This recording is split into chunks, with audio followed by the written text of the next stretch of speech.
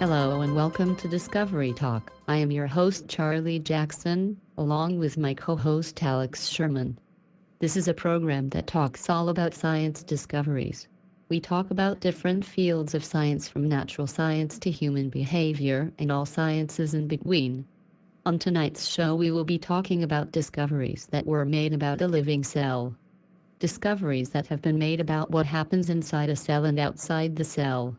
We will be talking tonight about 6 new discoveries, and they are proteins that bind to DNA, RNAs, microarrays, cell membrane structures, different membrane transport proteins, and the formation, docking, and fusion of cathrin-coated vesicles.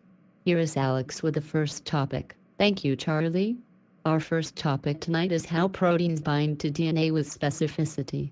Proteins bind to DNA for the purpose of turning on or off specific genes. Proteins that are binding to DNA cannot separate the double-stranded DNA into single-stranded DNA, therefore they cannot get to the bases directly. The shape of the double-stranded DNA plays a major role in how proteins bind to DNA, as you can see in this image of DNA that will follow. DNA is double-stranded and it has a twisting shape. These twists are how the protein binds directly to the bases of DNA. Also note the words major groove and minor groove in the image. The twisting shape provides two different size openings on the strand.